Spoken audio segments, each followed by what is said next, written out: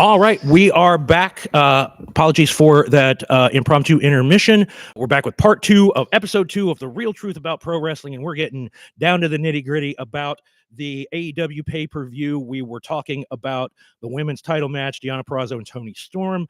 Like I said, I think Toni Storm is one of the best things in pro wrestling writ large at the moment. Like, she is somebody who is completely in control of her character, and only she could figure out where to take it next. I can't think of, I can't book her angles for the next 6 months, based on things that I've already seen, because she keeps coming up with stuff that's, oh my God, like, just amazed at the creativity and the thought that goes into this and the commitment. The one thing that makes this so successful is that she wrestles like her character should, and that is something that so many people don't do. An example would be The Undertaker. When he was the dead man, he was slow, he was plotting, he was intimidating, he was like a zombie, You get me off onto a tangent on that. I have often said the worst gimmick that there ever was created was The Undertaker. And then people go, what are you talking about? I go, because everybody else would have ruined it. Nobody else could have done it. When they talk about bad gimmicks with the polka dot, the polka dot's a bad example because Dusty got polka dots over. Yeah. But they talk about the Red Rooster. They go, oh, Terry Taylor didn't have a chance. Vince stuck him with that Red Rooster thing. If he stuck Mark Calloway with the Red Rooster would be having a 30-year career. Yeah. I mean, The Undertaker's the worst gimmick ever. It's ever. It's on brutal. paper. Papa Shango is better than that. Yeah. On paper, The Undertaker is the worst gimmick ever. I'm a dead man. Yeah. I'm a dead man who sits up. And I have a preacher that's my manager, with Brother Love at first. And then my manager is Paul Bearer. That's the worst gimmick ever. Don't tell me that these guys have been saddled with bad gimmicks. The Undertaker, Mark Calloway was stuck with the worst gimmick ever, and he killed it, no pun intended. No, but I mean, the thing that helped, though, Roddy Piper put it over from the second he came on screen. Gorilla Monsoon put it over. They let him go in there. He beat guys up and he walked out. It was like, because I watched Survivor Series 90 live. I have the VHS. But you know what? He was getting beat in body bag matches. Yeah, against the Ultimate Warrior, and didn't kill him. Kamala, I mean, he got saddled with El Gigante. Yeah. I mean, imagine trying to have a match with Kamala in 1992. Like Sugar Bear Harris. I forget the man's real name. Kamala's a brilliant gimmick. That's the kind of the difference. Like James, yeah, I believe so. Yeah, James Harris. James Harris. Yes. I mean, Kamala was as important, to WWF in the 80s as the Bushwhackers were, or all those other gimmicks. Yeah. He fit in perfectly. But yeah, that like his work didn't transcend the gimmick the way the Undertaker's did. Yeah, just I don't anybody come at me with he got saddled with a bad gimmick. The Undertaker is, in my opinion, on paper, the worst gimmick ever, because every other person who would play that gimmick would play it in such a terrible way. Yeah. Like people said, Goldust was going to kill Dustin Rhodes, that was the worst idea, that this was just, what are they trying to do? This is the phoniest crap. And when he got it, when Savio Vega and him, as he tells it, Savio Vega kind of clued him into how to really work the crowd in this kind of character. When he got it, it was the thing that started the turn of WWF away from the new generation and the whole, Lex Luger All-American stuff. That was the first little twist of something going the other way that eventually got us to. Well, it worked because he wore that character. Right. He was in it. He was Goldust. Yeah, the character didn't stop after the entrance. Yes. And it carried on. He didn't wrestle as Dustin Rhodes. No, and that's why Toni Storm is doing what she's doing right now, and why she stands out for sure. And, and she could just get by on her looks and just kind of pandering to, all It's of, worked for me for years. yeah, I know. I mean, but that, she could have just coasted on whatever she had. She didn't have to do this. And now she can go back to being quote unquote regular Tony Storm, but now she could do like a Mick Foley thing if she wanted, where this is like an alter ego or something, So I thought that match, the build up, the people don't want to boo Tony Storm. They don't care enough about Deonna Purrazzo to be into her having near falls and all of that. This match just laid there. The crowd was ready to move on. They, like I said, they like Tony Storm, but they were not interested in watching her lose. But then we got Ospreay versus Konosuke Takeshita. Dave Meltzer, Brian Alvarez have already said this is going to be, top 5 match of the year, if not still number 1 by the end of the year.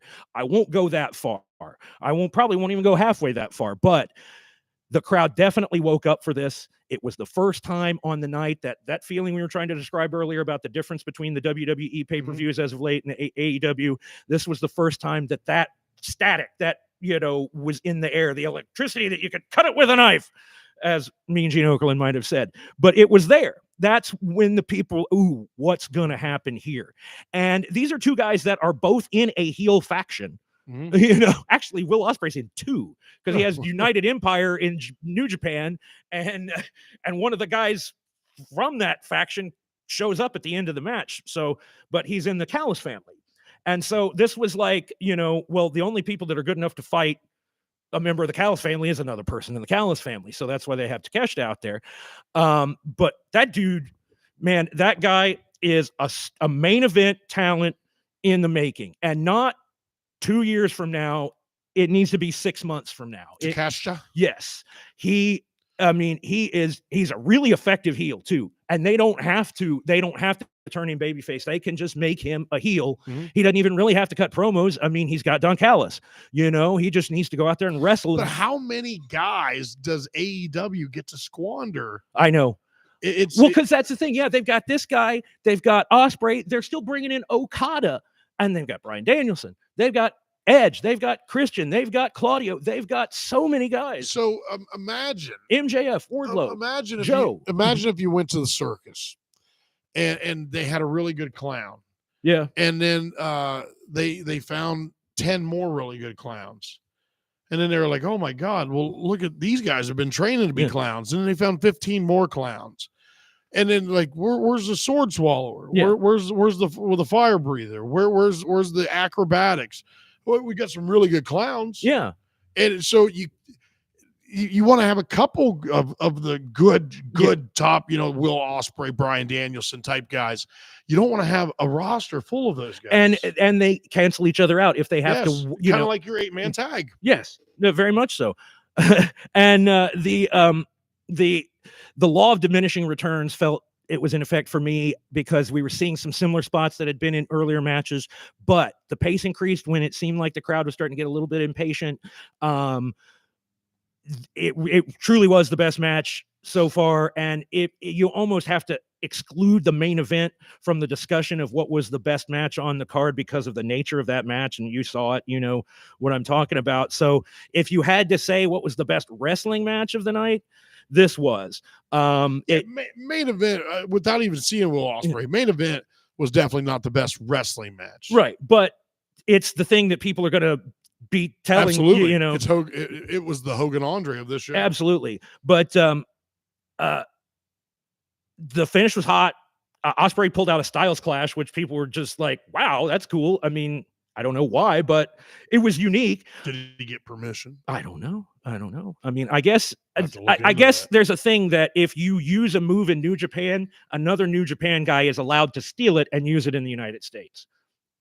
I could be. I think you have to check with the rule book on that one, but that seems to be the standard that's been applied. All right. But Excalibur at 3 hours, man, I've had enough. I really have. And it's just 3 hours is a long time if you're not invested. Yeah. It's a long time. And I'm not gonna beat a dead horse. The PWA events, You know, we like to have the main event in the ring, Yeah. hour and a half, hour 45. Yeah. Unless, Finish near that 2-hour mark. Absolutely.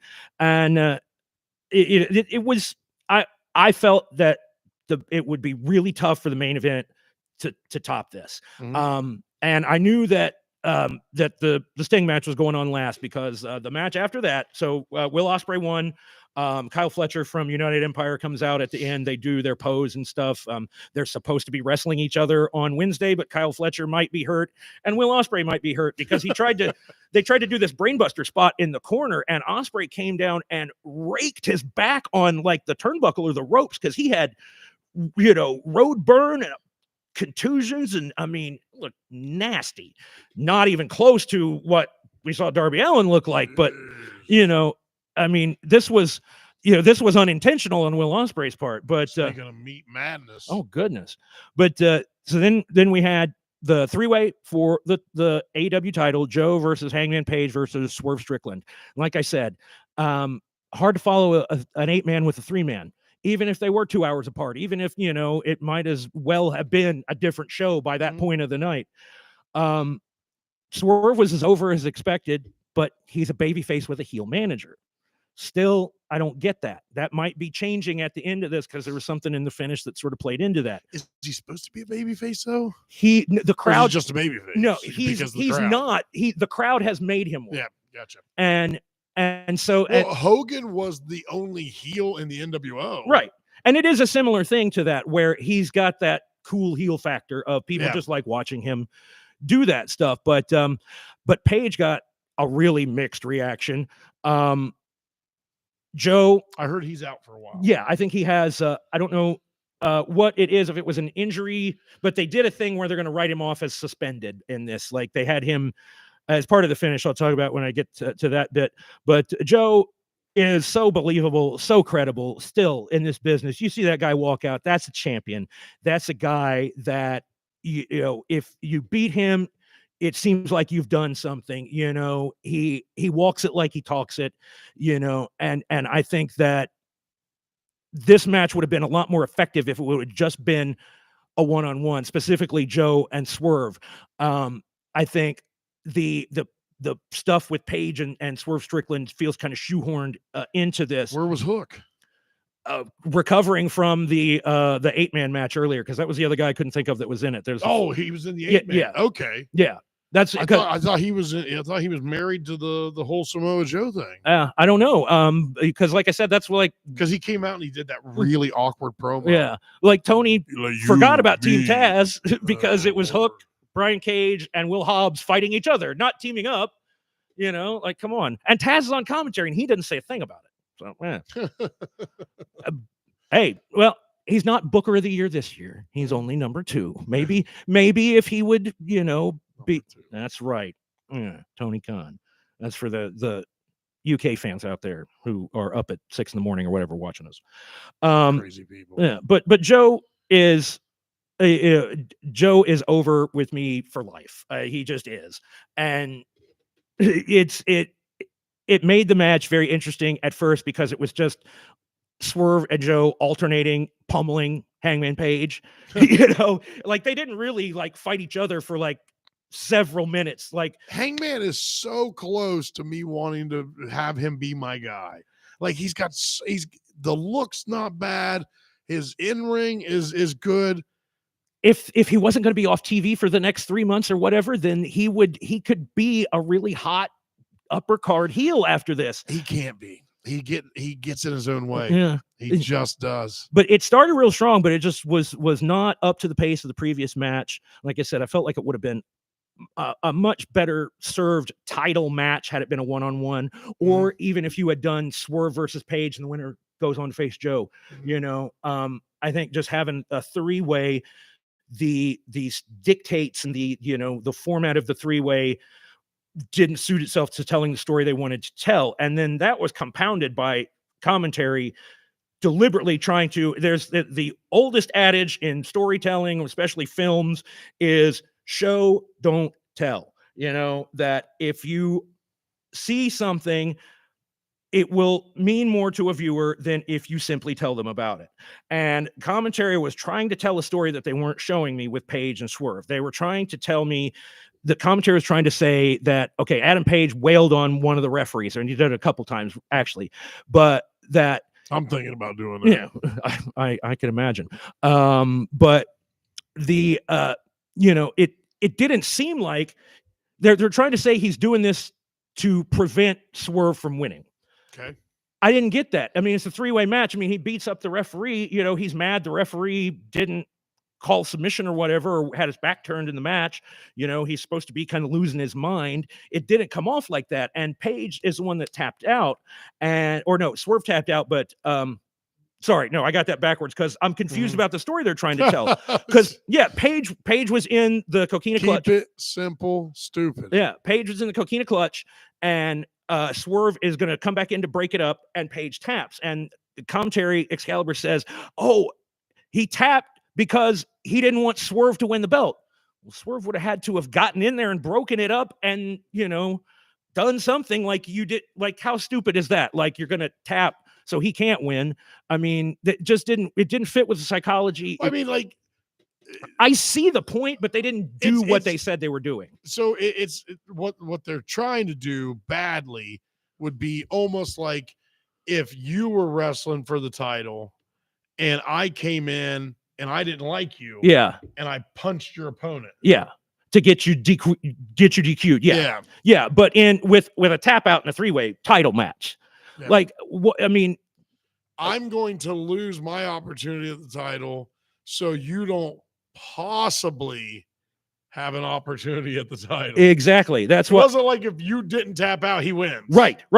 And that's why I'm like, there was a complete disconnect between what we saw on screen and what Excalibur was suggesting that we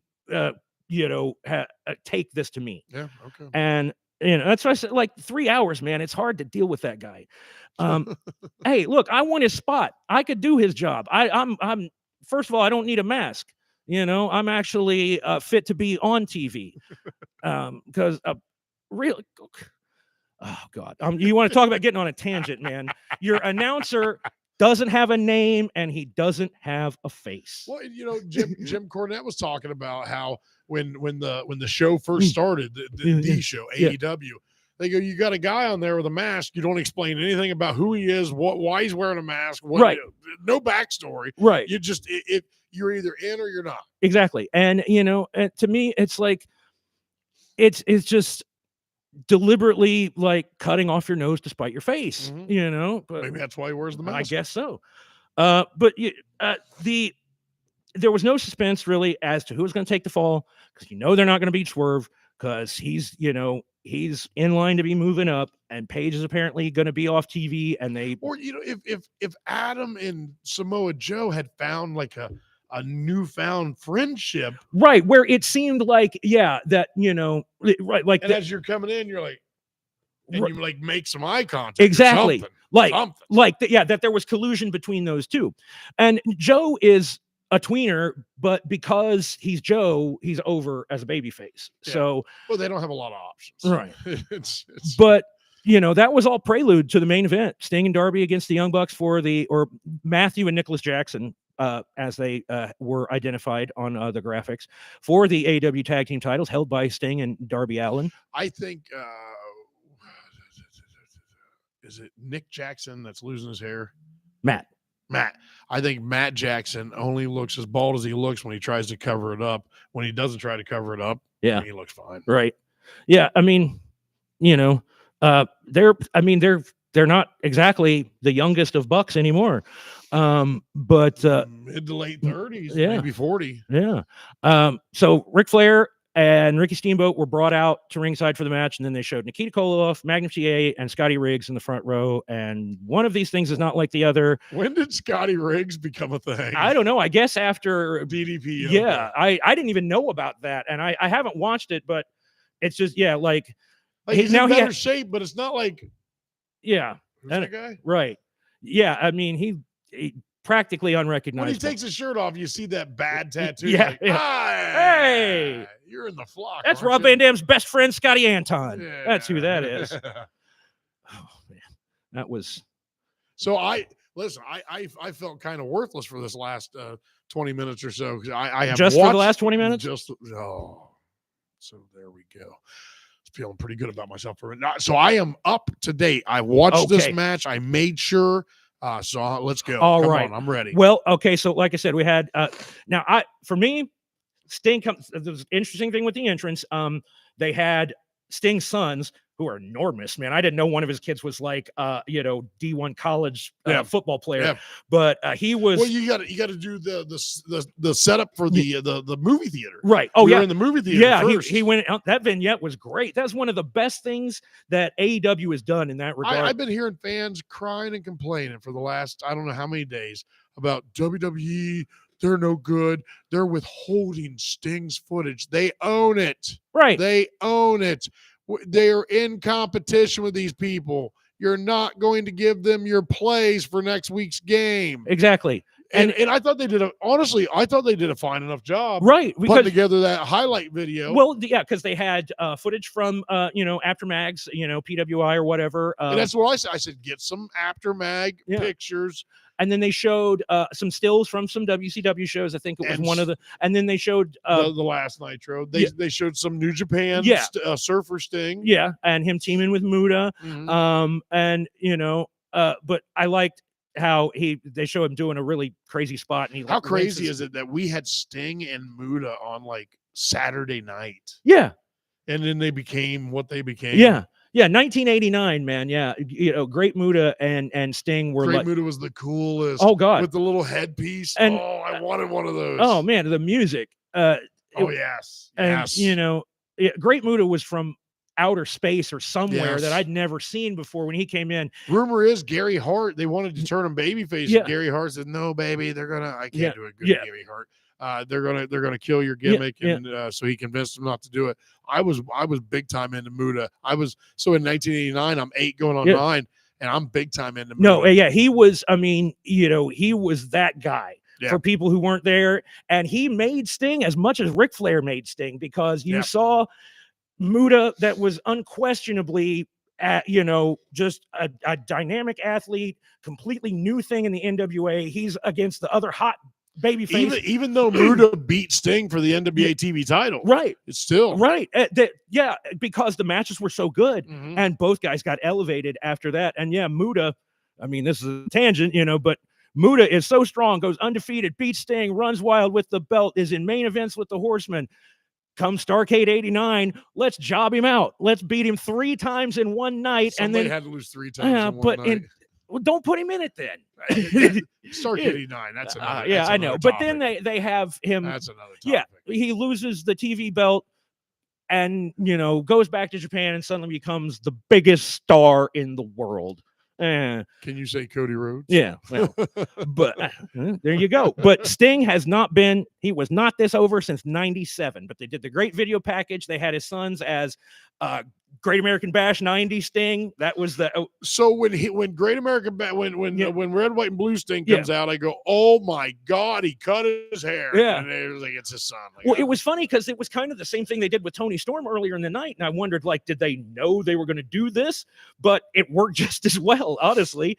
But yeah. Wolfpack Sting didn't look anything like Wolfpack Sting. No, because his son's like 6'5" or something. I mean, he's jacked. Like 6'3". I mean, he's not small. Yeah. But yeah, they come out. Sting got Metallica, Seek and Destroy. Yep. Which popped the crowd. That was like 99 Sting, wasn't it? Yeah. The ill-fated attempt to turn him heel late in 99 that they just kind of forgot about when Vince Russo showed up. But anyway, I mean, this was what the crowd came to see. They liked everything they saw before it. Regardless of what I thought of the quality, the crowd was into the show, as a whole, barring some lulls here and there. But this was what they came to see. This was the main event. This felt like something that was worthy of spending your money to buy a pay-per-view to watch. And I was not really cool with the Young Bucks being their opponents, but I changed my tune. I got to give credit where it is due. They did exactly what the heels should have done in a match like this. Yeah, I think the buildup was people's problem. Young Bucks are fine enough. They do a good job. And I didn't think I thought that they had adjusted their style for this match. Yeah. It didn't seem like it was just the gratuitous spot fest where they're just going out there and just doing crazy stuff. That was Darby. Well, but we got the obnoxious side of the Young Bucks, which puts them in more of a narrow lane in a match. And when they have, when they're not just left with a blank page to just, flip around all over it, then they are more effective. So they had a specific goal in this match, and they played it all the way through, and they were obnoxious about it, and they were overbearing about it. And it was, we didn't do 95 super kicks. So no, I thought, I'm not a Young Bucks fan. It's just their matches, and it doesn't feel like they take it seriously, right, and this and that. I was not upset by the match. No, exactly. They didn't give me any reason to knock them or to say, well, because it was the Young Bucks, we knew this was going to happen. No, they were there for it. Now, this match was overbooked into oblivion, but it was very fun and very satisfying as a main event. It wasn't much of a match to speak of. It was a brawl around the building for a while, but okay, that probably hid enough, right? That needed. They were going to go 30 minutes, and I mean, no matter what kind of shape you're in, you're trying to do 30 minutes with all these spots. We got to talk about Darby. Good Lord, Darby.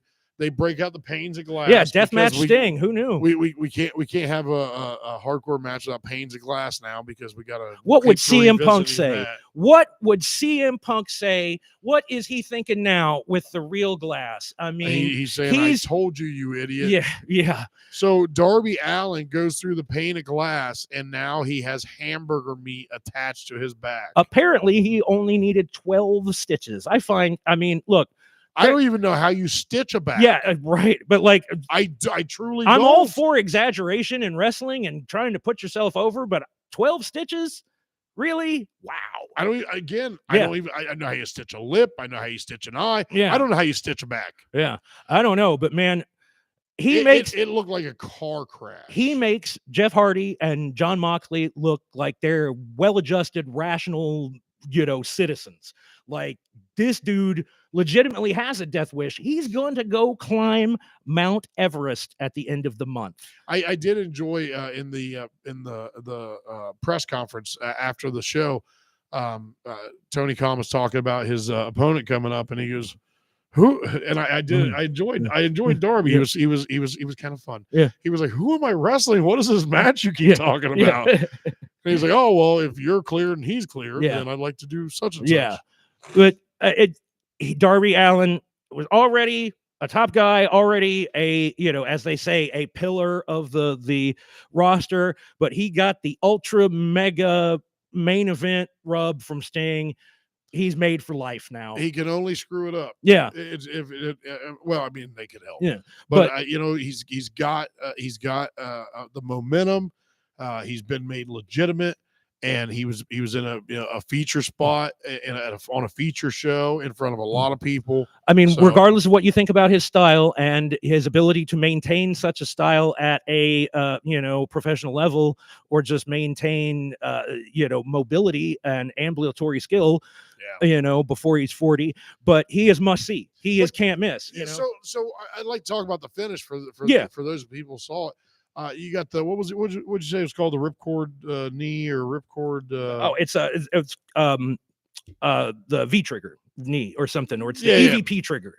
So the EVP trigger, where they throw the knees onto the head, and that's like one of their signature finishes. Yeah. Can we stop calling them finishing moves? Can we stop, for the love of God? Yeah. So they hit the knee thing, they hit the super kick thing, they hit we're just kicking out of everything. No, and then the second EVP trigger, Sting kicked out at 1, which is like a big FU. Yeah. And I did enjoy when they went to super kick him. Yeah. They said,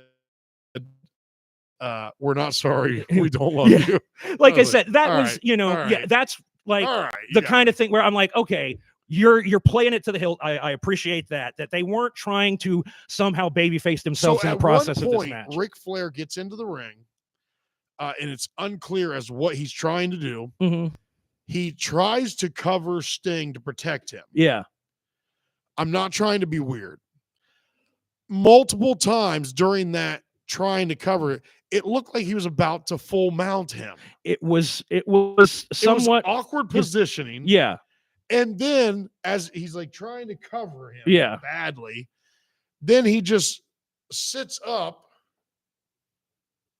stares blankly, and waits for 8 to 10 seconds to pass by while these people are obviously coming at you with super kicks to the head. No, I thought that spot was poorly executed and poorly designed. You had the Jacksons try to single-handedly destroy Mid-Atlantic Wrestling at ringside, take it out. Yeah, Ricky Steamboat's laying on the now, floor. hey, I would have loved it if Nikita would have come over the rail and hit him with a Russian sickle, Magnum TA, gives it the belly to belly. And then Scott.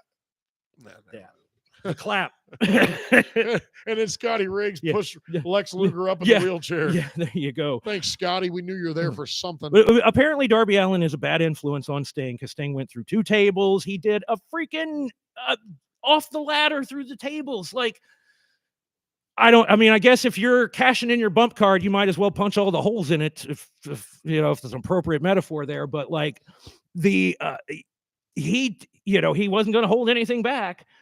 But to compare this to Ric Flair's last match, and there is no comparison because that was a farce and a fiasco, and this was something I'll never forget watching. Ric Flair's last match was snake bitten from everything was beautiful. It was to the hilt. It looked like it was the real deal. And then when he comes out, he tries to do the camera work was the shits. Forgive me. He tries to do his little stutter dance step. They cut away from it, which made it look like he was stumbling. Right. Then as he's standing there, he goes to put his arms out and he instantly goes, because his belt has not been snapped properly and is now falling off of him. And he's standing there like some old man with his pants falling down.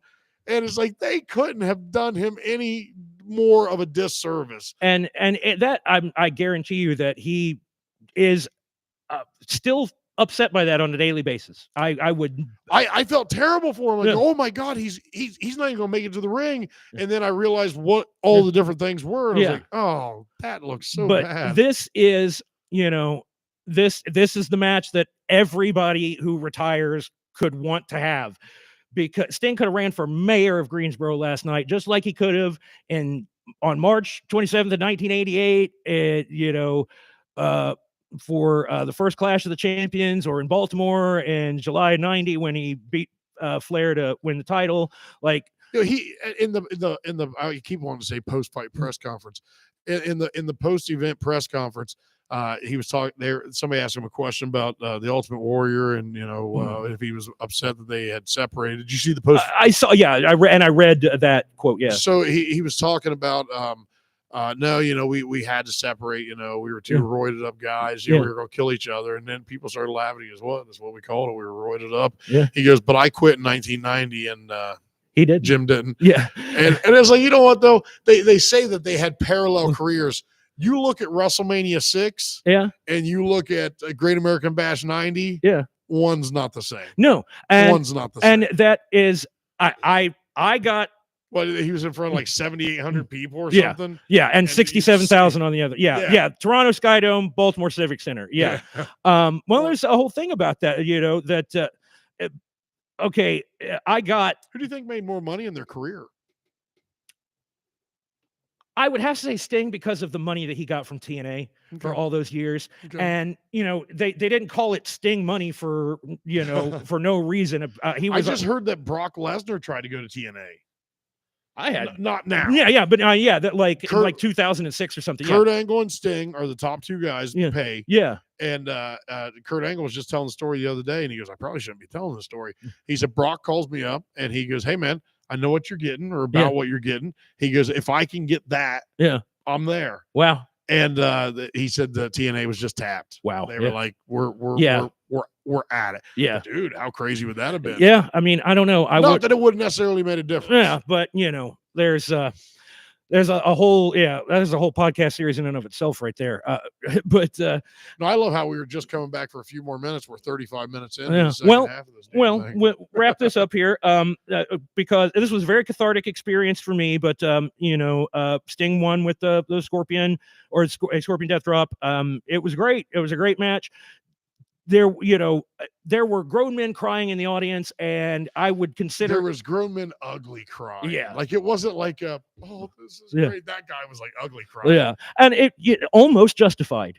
I mean, almost. I won't because look, as great as people thought everything else on this card was up to that, nobody's going to remember anything about that unless Dave Meltzer decides to remind them ad nauseum about how great that Will Ospreay match Yeah. was. That this is going to be Sting's retirement, how great it was, how cool Maybe. it was. Yeah, maybe. I don't know, man. I don't. He was talking. They were talking with Tony Khan afterwards. Yeah. And he's like, they said, what's the future look like? And Tony's like, I want him here Yeah, in any capacity. And Sting's like, I don't want to be a manager. I Yeah. don't want to be an agent. yeah, Well, I'll definitely have a conversation. yeah. And he goes, well, I tried to get him to stay till Wembley. And then Tony's sitting there and just Yeah. kissing his butt. And he goes, I don't know. Maybe Yeah. I will stay. Maybe Yeah. I will go to Wembley. And they go, what? And he goes, no. I'm not going to Wembley. Yeah. I'm not going to Wembley. But so before we wrap it up, I was gonna say that I watched WrestleMania 6, Great American Bash 90, both of them live. WrestleMania 6 was my birthday at my house. We got the pay-per-view. You are an April Fool birthday? No, it's March 29th, but it Okay, was okay, my I birthday gotcha, I present. gotcha. No, the night All before, right. March 31st, we went Okay. to Portsmouth High School and watched WCW with Cactus Jack and the Wow. Steiners and Doom and I'm trying to remember. How many people was there? About 3,000, 2,500. Oh, wow. I mean, it was full. Rock and Wow. Roll Express were there. About like the last PWA show. Yeah. Oh, yeah. Standing room, baby. Hanging from the rafters. Hey, SRO we signs have went got- out yesterday. We have got We got to build rafters so people can hang from them. I know, man. But the I got WrestleMania 6. My next door neighbors, who were my best friends and biggest wrestling marks you've ever seen, they got Great American Bash, and all I can think was if Sting hadn't got hurt in February, the fact that Sting won it in July after his old partner had beaten Hulk Hogan in April, and Warrior was the made guy, that if Sting would have won the belt in February like he was supposed to and not gotten hurt when Doug Dillinger pulled him off the cage. I feel his Yeah, pain this past Saturday. yeah. I mean, you gotta. It's a work. You know what I mean? But We're working here. if Sting beats Flair, then not only do we possibly avoid the Black Scorpion, but Luger gets to stay heel, and you've got a perfect opponent for him. Black Scorpion is not worse on paper than the Undertaker. No, it was the execution of it. Black Scorpion, even with the stupid Ole Anderson voices, if it would have, people thought it was the Warrior. Mhm. That's what they were teasing. The setup was so Oh, I bad. know, but yeah, it was so corny. Sting. It Hold was- on, I could do a really good one. Let me try. Sting. Remember? Oh, I'm doing really bad. California, California, 1986. the beach. Yeah, Remember when we were doing roids together? but that was Ole Anderson literally booking to spite Jim Herd. According to Ole. according to Ole. God rest Ole. We've lost 3 of them this week. I know, We lost that- Ole Anderson, Meat Sauce Virgil, and Butcher Fashawn, Paul yeah, Fashawn. and who knew? I thought he was long. I did too. I presumed, I probably assumed that it was Mad Dog Vachon. And they say, I just read something the other day. They're, Butcher Vachon was Luna's dad. they're claiming that Virgil may have been 11 years older than he had. Yeah, that he was born originally- in 51 instead of 61. Yeah. Yeah, Wow. I know. So, I mean, he was in his late 30s when he was Yeah. doing the Yeah. WWE run. He was jacked, man. I mean, that explains why he wasn't. I wonder if maybe that's not a lie. I don't know. I mean, How do we find these things? I don't out? know. I mean, some people But, are gonna kayfabe to the grave, baby. That's very, very good. We'll have to find the modern day version of Walter Matthau to look into. This. But so I thought that the finish was great for the main event, but the tag titles. The whole problem with this is now they vacate the tag titles. Are they Yeah, vacant? they officially vacated and Okay. announced that there's going to be a tournament to crown new champions, which is what plays back into the Blackpool and FTR match. That like FTR got beat. Both of them tapped out simultaneously to submission holds. So, Oh, you didn't mention that part. yeah, Oh. I did forget to mention that part. I can understand Well, why. yeah, I was trying to forget about it, but like, so if the finals of your tournament are not FTR versus BCC, then you've wasted everybody's time with this match. And even if it isn't, if BCC is off doing something else, FTR wins the belts. Moxley and Claudio better be their first opponents. If this was done to set up a future tag title match, then it makes a lot more sense. But if this was just guys out there trying to have another Japanese style, match, then it was misguided, I thought. But the main event saved I the didn't show. realize that they had vacated the titles. Yeah, I was wondering if they were going to let them pick a partner. Or... I know, and well, Darby's climbing a friggin' mountain in a month. I mean, maybe is Darby going to have a partner? I mean, shouldn't he want to? Right, like exactly. I would think that like, how do you not unless he comes out and he goes, you know what? I put a lot of thought into it, and I cannot find a better partner than Sting, and I am going to, while I enjoyed my time as tag team champion, I am going to now dedicate my life towards singles. Yeah, and that would, that makes sense. But a counter argument would be, would this not be a great opportunity to have him pick somebody that is suddenly, now he's still a double act, but Darby is the mentor and the elder father figure to a younger guy. And I don't know. I mean, it's fantasy booking, but yeah, they're doing a tag title tournament. Tony Khan loves his tournaments. He does. He does. But I think that good, bad, or indifferent, however you felt about everything else on this card, the main event made it worth your money, worth your watch. Finish was good. Was good. And people went home happy. It was the thing. It was pro wrestling. Okay. It was the thing that made me, because it wasn't a superbly worked match. It wasn't Will Ospreay or Bryan Danielson, and it was a solid match. Yeah, it was a match, but it wasn't a pro wrestling exhibition of holds and technique. It was just something that the crowd got into. They walked and talked. Yep. They took big bumps.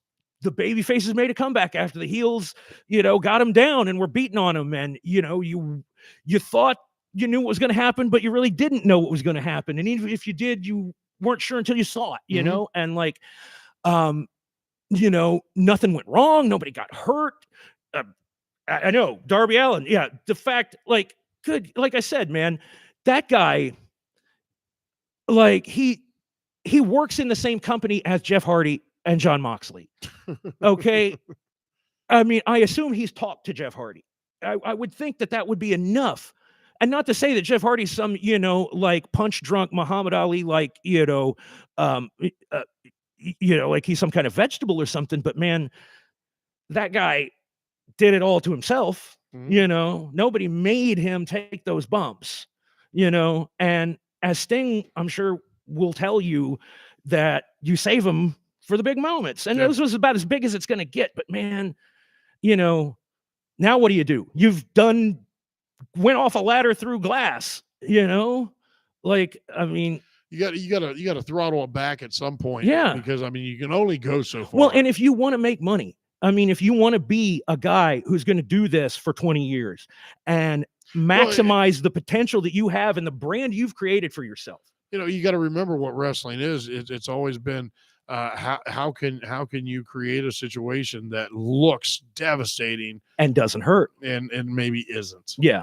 Or not as much. Listen, for anybody, I won't get in too long of a tangent because we're way over time for sure. But anybody, that thinks they know what wrestling is, that you just don't, not until you've been in there. Because the totality, I promise you, I'm 43 and I'm starting to feel 43. The totality of the falls and the hits and the bumps and everything really takes a toll on you. And I jokingly during practices, if I have to take a bump, I scream, "Somebody keep track of my bump card," and they'll go, "That's one." But it's We've got some younger guys that do some training. You want to get some training, you come on in. PWA Legacy Arena, 402 South Broad Street, and in Lancaster, Ohio, and we will get you all taken The care Crucible of Champions, propagating the legacy of the likes of Dr. Tom Pritchard via his mentee, his pupil Kevin, who Kevin's killing it. deserves a lot of credit. Hey,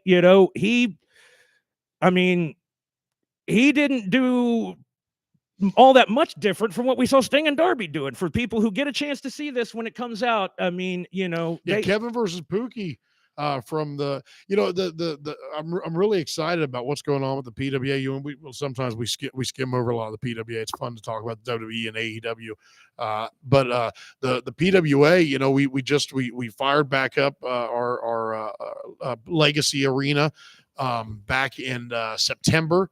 And it was kind of a slow build, getting people back into the grind and everything. But the past couple of shows, we've pretty much had full houses. Yeah, everybody says they sold out. Oh, we all sold out. No, they were standing in front of the commentary table, and I had to ask them to move. Yeah, please move. Like that. Don't anger the bear. If you want to talk about standing room only, they were literally like standing wherever we could find room for them. So it's not just we've had some good crowds. I think we've had some really good matches. I think the past two shows especially have really delivered on being unpredictable, but up to our standards and beyond our standards, I believe, are the standards the fans have come to expect from us, that we have not just met them, but exceeded them with the effort that the guys have made. The four-way match for Jimmy's championship was very good. Yep. The battle royal that brought Bjorn into your line of sight, but and hey, it was only 2 minutes, but man, I tell you what, everybody that saw it, they're going to remember it. But Kevin and Pookie, it reminds me of my wedding night. Hey, now, but there you go. We've got some good guys coming up. Speaking of training, we've got a few guys in training that are well on their way and are going to be making debuts sooner rather than later. You got Big Joe Black making his return, and now he's aligned with Mr. AOK, the former Zach the cameraman. And we will see some footage of some interactions and conversations I had with those two, with some other the participants of the big event from last Saturday, which if you missed it, too what bad. What are you doing? Yeah, it's okay if you missed it because we were out of room. Yeah, we were out of room. Yeah. But we will have some footage of that on. Tickets are available, pwaohio.com/TIX. It is preferred seating. You go on, just like Ticketmaster, you pick your seat, and you can guarantee that if you show up at 6:45, you're not going to have to worry about a seat. Your seat will be safe. Absolutely. March 16th, we're going to start it off that way, because we have fans. We love the fact that the fans are lined up at 5 o'clock. Rain or shine, 5 o'clock, 4:30, to get in here and to get their seat. And while we are as grateful as we could be of that support and that dedication, we want to remove that need from our fans to have to feel like they have to be here early, they have to get to the front of the line, or they won't get a good seat. So they can go on, they can get the best seat available, they can get their seat. We have a lot of fans who do have a section or a particular seat that they tend to go to, and we better get them. Yeah, exactly. Right. They're selling. Be the. Well, and we're trying to make more room. We'll have a few more seats available. We have for the next event. Plans for expansion. We're working here. We're working. It's onward and upward for the PWA and fans. This is something that we want to get some feedback from you guys on. Would you be willing to contribute a couple of dollars to a Patreon page for more content like this, for exclusive access to matches, or early access, or exclusive interviews with the guys, or maybe our friend Tony James has been known to share his opinions from time to time, and perhaps we do a collaboration, a crossover with Tony his venture. James, the good, the bad, and the wrestling podcast. Definitely got to put that over, man. And, and he puts up footage on his YouTube channel as well. Some exclusives that, footage from matches that we didn't feature on some of our broadcasts. So certainly more than one reason to check that out. But we want to provide the most fulfilling, thorough experience that we can to give the fans that support us the most that we can from the perspective of us as promoters, broadcasters, content providers. So if you think that is something you would be on board with, we're more than willing to meet you guys halfway. We want to make sure that everybody is able to get what they want in a timely fashion. And so if you have thoughts on that, share them with us. As Chris said, this is a supersized double length edition. If you like the longer format, tell us. If you can't get through parts 1 and 2 of this, then tell us, and we'll try to. If you want me to find somebody to replace Aaron, let me know. Yeah, well, anything up to and including. But yeah, like I'll wrap this up here. I will remember this match as well as I remember Clash 1, Bash 90, Starrcade or 97 for good or ill, but anything. Yeah, I don't think this was like the classic Sting match. I think it delivered on what it needed to. Mhm. I think it was very, very solid. The buildup going into it, or the Sting in the theater, Surfer Sting, all that was kind of cool. Though I don't want to throw a monkey wrench in.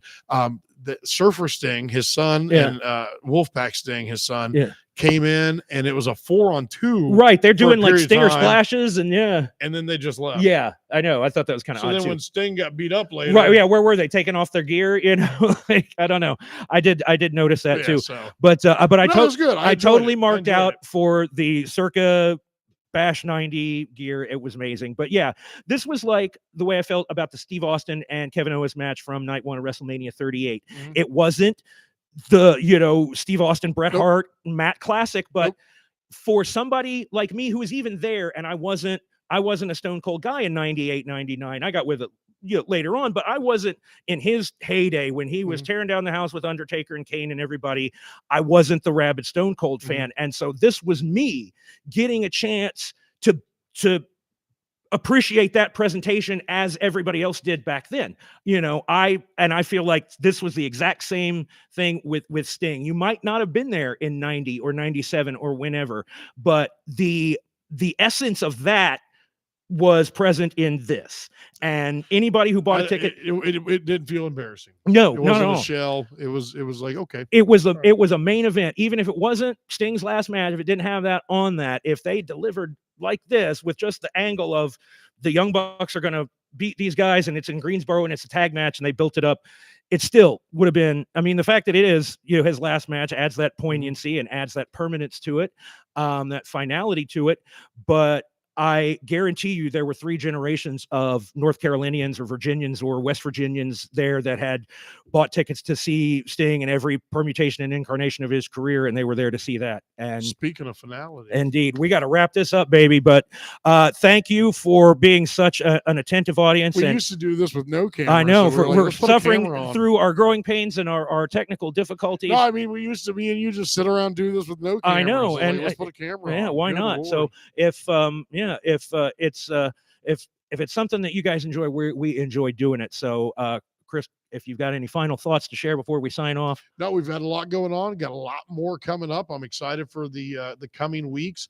I'm gonna do my due diligence, and I'm gonna get back on watching so I can add more other than just the main event.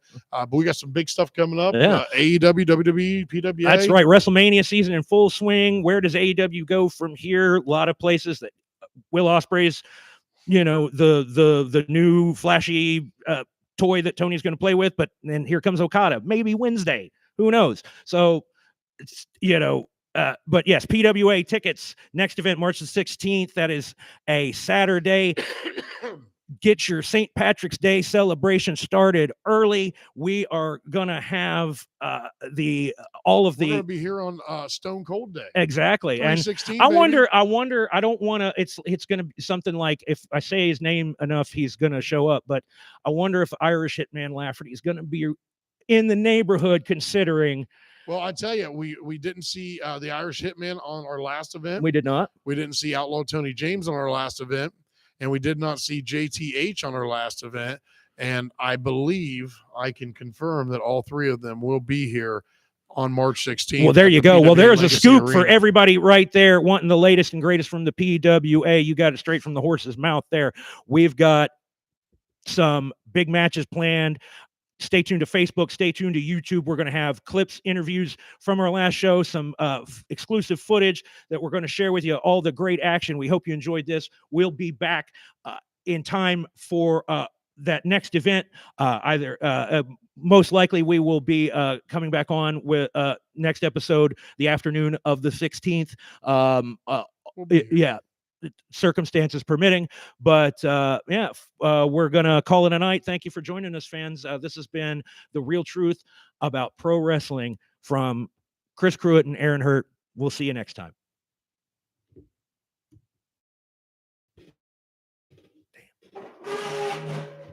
That's fun. That was 2 hours.